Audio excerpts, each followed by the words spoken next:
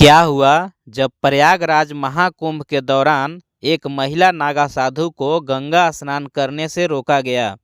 उसके बाद प्रयागराज के उस गंगा घाट पर जो चमत्कार हुआ उसे देखकर आपके पैरों तले जमीन खिसक जाएगी।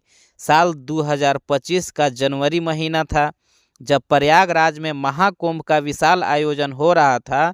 दुनिया भर से लाखों श्रद्धालु संत और साधु गंगा स्नान के लिए जहां जुटे थे। इस महाकुंभ में हर किसी का एकमात्र उद्देश्य था मोक्ष की प्राप्ति।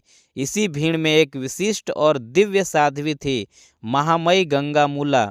अवस्था में ही संसार के मोह को त्याग कर उन्होंने एकांत और तपस्वी जीवन को अपनाया था। कहा जाता था कि उन्होंने कठोर तपस्या और साधना से कई सिद्धियां प्राप्त की थी। लोग उन्हें देवी के अवतार के रूप में मानते थे और उनकी साधना से प्रेरित होकर अनेक भक्त उनका अनुसरण करते थे। वे अपनी साधारण जीवन शैली और कठिन तपस्या के कारण सभी के बीच श्रद्धा का केंद्र थी।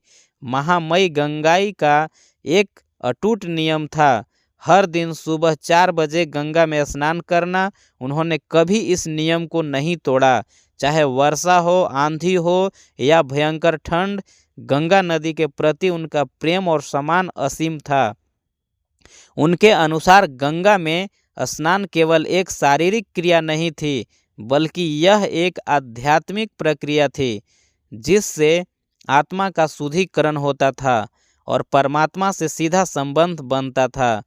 जब उन्होंने महाकुंभ में जाने का निश्चय किया तो उन्होंने पहले ही निर्णय ले लिया था कि वे वहां कुछ महीने रहेंगी, साधना करेंगी और गंगा के पवित्र तट पर ध्यान लगाएंगी।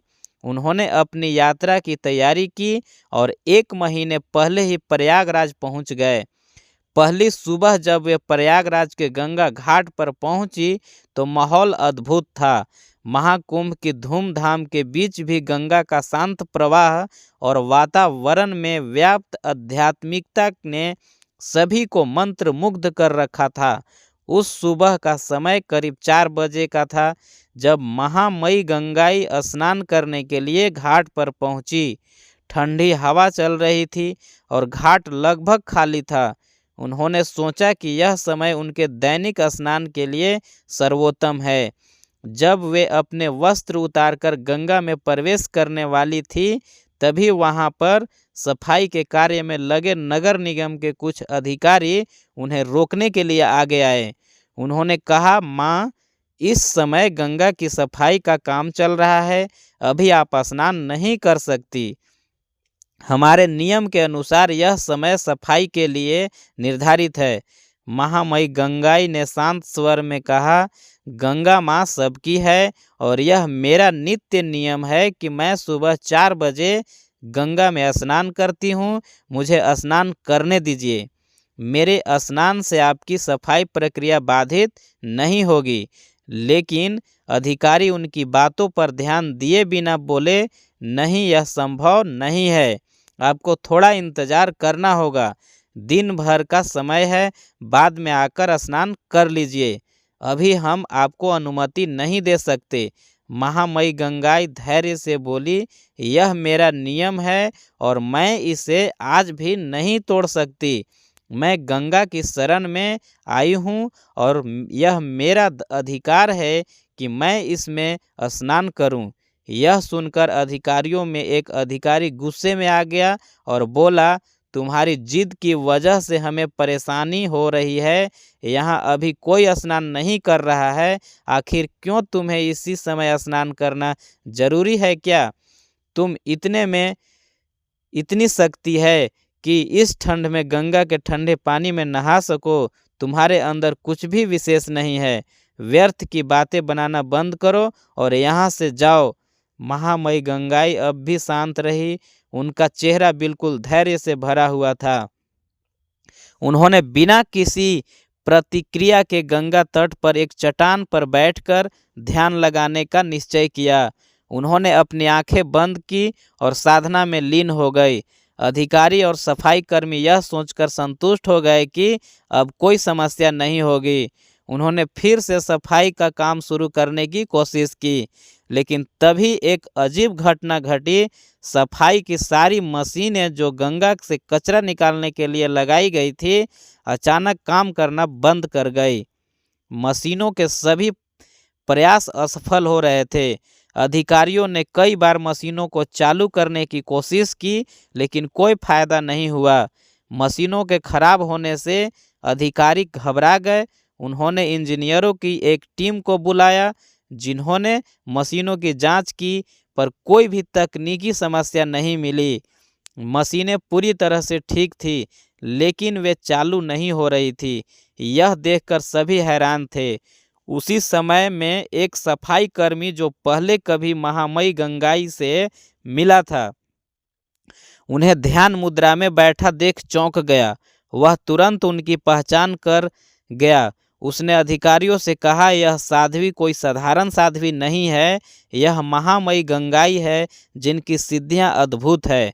जब मैं छोटा था तो एक गंभीर बीमारी से ग्रसित हो गया था, तब इन्हीं के आशीर्वाद से मैं ठीक हुआ था।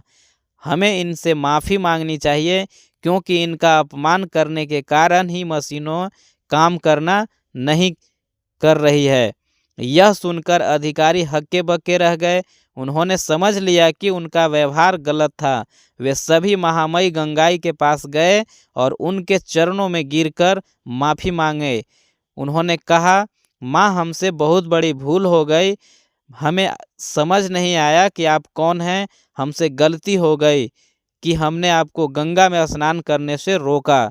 कृपया हमें क्षमा करें।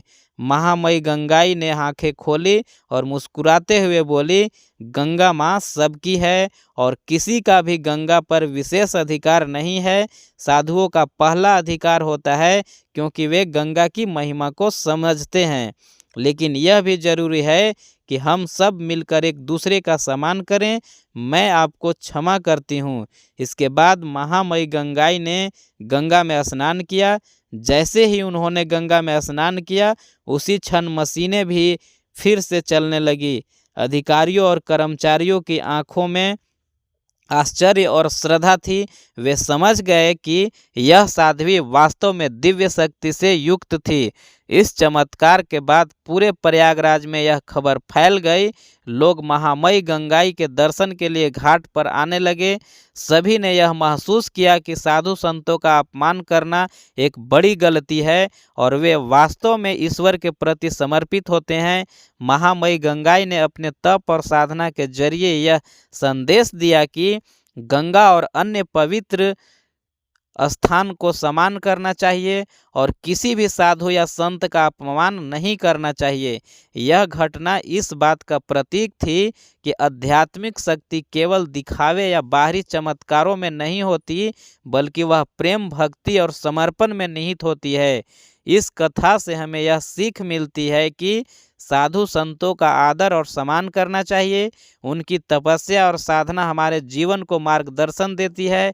हमें कभी भी उन्हें छोटा नहीं समझना चाहिए। गंगा जैसी पवित्र नदियों का सम्मान सभी का कर्तव्य है। यदि ये कहानी सुनकर आप सबों को अच्छी लगी हो तो कमेंट में जय भोलेनाथ लिखें और चैनल को सब्सक्राइब जरूर करें। धन्यवाद।